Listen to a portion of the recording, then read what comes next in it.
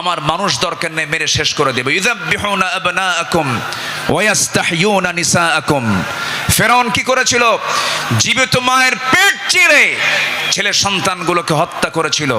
এই পৃথিবীতে হত্যা রাজনীতি, ক্ষমতাকে পাকাপোক্ত করার জন্য হত্যা রাজনীতি প্রথম শুরু করেছিল ফেরাউন। আর যারা পৃথিবীতে হত্যা রাজনীতি করে তারা সবগুলো ফেরাউনদের প্রেতাত্মা। ফেরাউনকে আমরা বিদায় জানিয়ে দিয়েছি। সেদিন এক মাহফিলে বললাম এই কথা, একজন সামনে থেকে দাঁড়াল, হুজুর ওটা ছিল পুরুষ ফেরাউন আর আমাদের দেশেরটা ছিল হলো লেডিস ফেরাউন।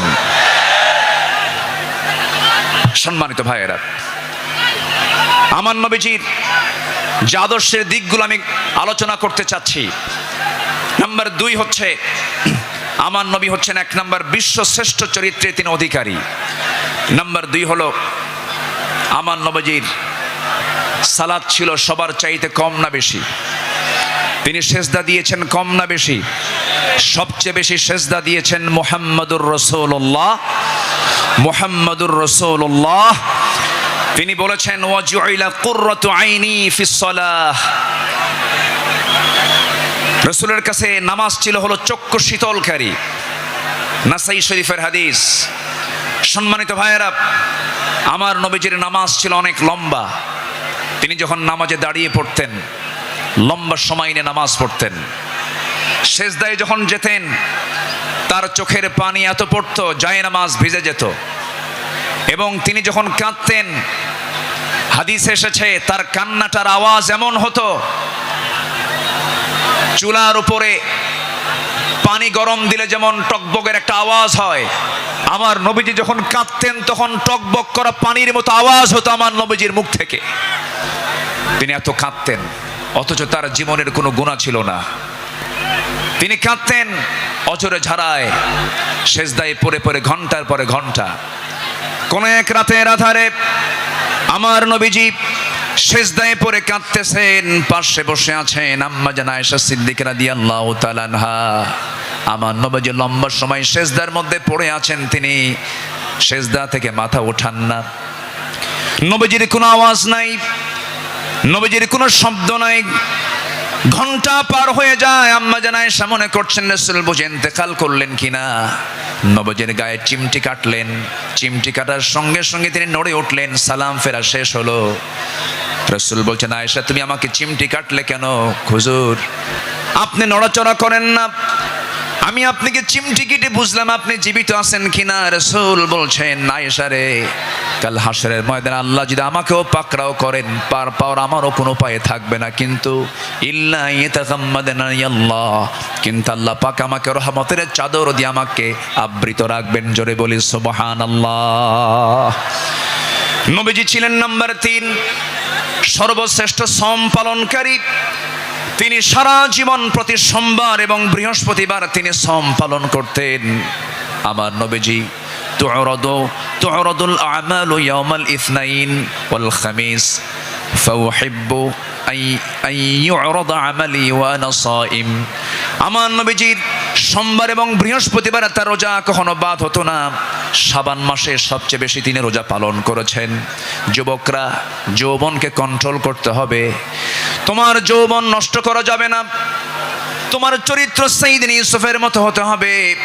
আগামীর নেতৃত্ব দিতে গেলে বিবাহ পূর্ব কোনো অবৈধ রিলেশন করা যাবে না, নোংরামি করা যাবে না।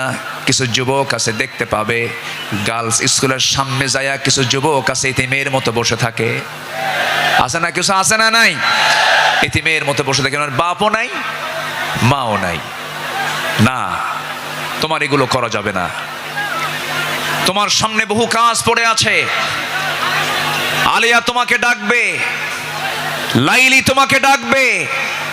সাইয়েদনা ইউসুফের চরিত্র নিয়ে রাজুলুন ইযা দাআতহু ইমরাতান যাত হাসাবিন ওয়া জামালিন ইন্নী আখাফুল্লাহ।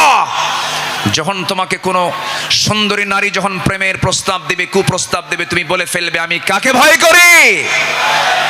আল্লাহকে ভয় করি। এই চরিত্র নিয়ে তোমাকে এগুতে হবে।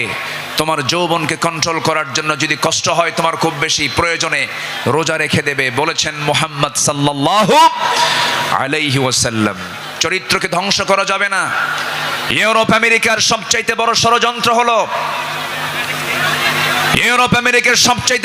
ষড়যন্ত্র হলো মুসলিম সমাজকে উলঙ্গ করে ঘর থেকে বের করে দেওয়া। অ্যাটম বম যতটুকু না ক্ষতিকর, তার চাইতে বড় ক্ষতিকর হলো আমেরিকার হলিউড, ভারতের বলিউড। যুবকরা, ওই সমস্ত নোংরামি তোমার জীবনে আনা যাবে না। তোমার মাথার চুল থেকে শুরু করে নিয়ে পা পর্যন্ত প্রত্যেকটা জায়গায় থাকতে হবে নবীর আদর্শ। কিসের আদর্শ? নবীর আদর্শ। মাথার চুল ইদানিং দেখা যায় মাথার চুলগুলো কাটে কেমন করে জানি, দুই দিকে চুল নাই, পিছনেও চুল নাই, একেবারে চামড়া বের করা, মাথার উপরে গোল কইরা একদম নারিকেল জিনজিরা। আছে না নাই? আছে না নাই?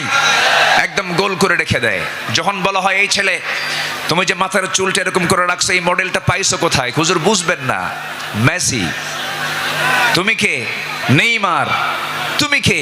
কুত্তা। কারণ নেইমার মেসিরা তো কুত্তা নিয়ে শুয়ে থাকে, ঠিক কি না? ওরা কুকুর নিয়ে শুয়ে থাকে, তারা তোমার আদর্শ নয়। শার্টের সাইজ নাই, প্যান্টের সাইজ নাই, নতুন প্যান্ট কিনে আনে হাঁটু ফাটা। কি আমি কি ভুল বলতেছি? নতুন প্যান্ট কিনে আনে কি ফাটা? হাঁটু ফাটা, হাঁটুতে কাপড় নাই। ওই পোশাক পরে কি নামাজ হবে? আসতে বলো, ওই পোশাক পরে কি নামাজ হবে? হবে না। নামাজ হতে হলে আগে সতরটা ঢাকতে হবে।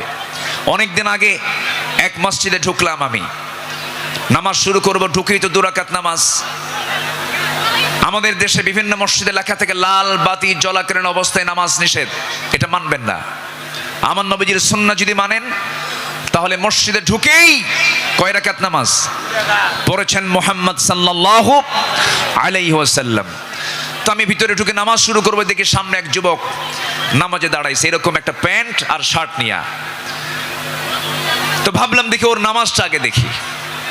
রুকুতে যখন গেছে, রুকুর ঠেলায় দেখি শার্ট উপরে, প্যান্টটা নিচের দিকে, মাঝখানে ফাঁকা।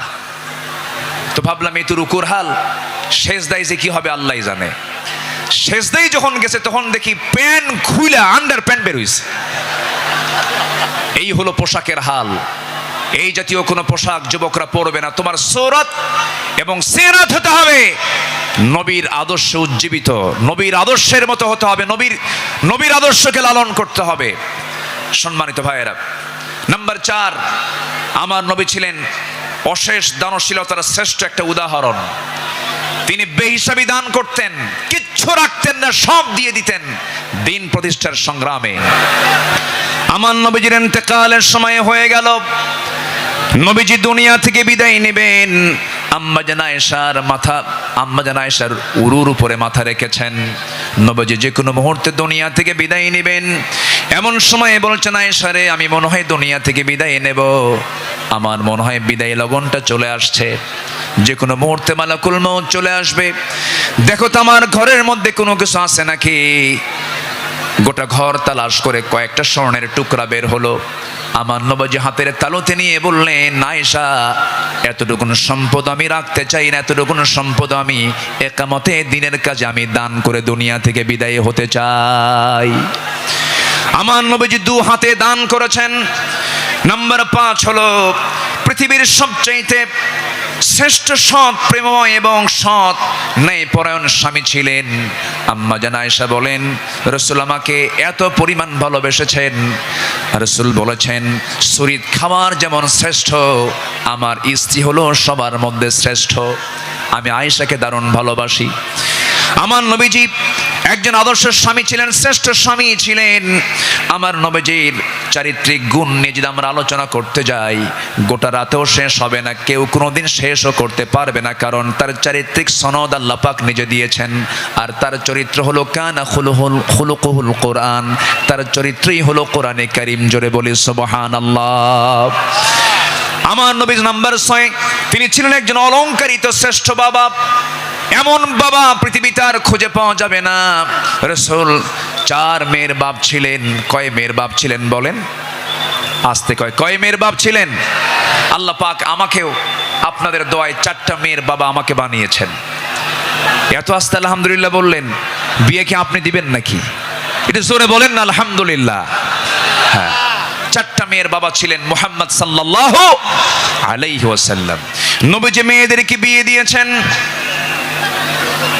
সাইয়েদনা ওসমান কি মেয়ে দিয়েছেন, আবার সাইয়েদনা আলীকেও মেয়ে দিয়েছেন। একজনকে দিয়েছেন ধনী ছেলের সাথে, আরেকজনকে দিয়েছেন গরিব ছেলের সাথে। রাসূল কি ব্যালেন্স করেছেন। সবচেয়ে প্রিয়, সবচেয়ে আদরের দুলালি ফাতিমাকে গরিব ছেলের সঙ্গে বিয়ে দিয়েছেন। বিয়ে যেদিন দিলেন রাসূল বললেন, ও ফাতিমা, আমি তোমাকে এমন স্বামী তোমার হাতে তুলে দিলাম, এমন স্বামী আমি তোমাকে দিলাম যার সম্পদ নাই, টাকা নাই, পয়সা নাই, ঘর নাই, বাড়ি নাই, কিচ্ছু নাই, কিন্তু মাথা থেকে পা পর্যন্ত তাকওয়া দিয়ে ভরা। জোরে বলে সুবহানাল্লাহ। এমন স্বামী তোমাকে দিলাম। চলে যাও বাবার ঘর থেকে স্বামীর ঘরে গিয়ে করে খাও। মৃত্যুর দিন পর্যন্ত যেন স্বামীর বিরুদ্ধে একটা নালিশ আমার কানে না আসে। এই কথা বলে বিদায় দিয়ে দিলেন। আমার নবীজি 3 দিন পার হয় নাই, ফাতিমাকে না দেখলে তিনি অস্থির হয়ে যেতেন। আমার ফাতিমা কোথায় গেল, আমার ফাতিমা কোথায় গেল। আমার নবীর ঘরে একদিন ফাতিমা আসলেন। বসে বসে তিনি সালাত আদায় করছেন। রাসূল বলছেন, ফাতিমা, বসে বসে নামাজ পড়া তো তোমার ঠিক নয়, তুমি তো যুবতী মানুষ। এবার তিনি বলছেন, আব্বা জান, আমিও জান আমি বসে বসে নামাজ পড়ি না, কিন্তু দাঁড়িয়ে দাঁড়িয়ে নামাজ পড়ার হেতু হলো আমি যে দাঁড়িয়ে দাঁড়িয়ে নামাজ পড়ব, আমার গায়ে যে জামাটা দেখতে পাচ্ছেন বাবা, এর পিছনের একটা অংশ তালিযুক্ত অংশ আছে। আমি যদি দাঁড়িয়ে থেকে নামাজ আদায় করতে যাই, আপনার চোখে এই তালি অংশ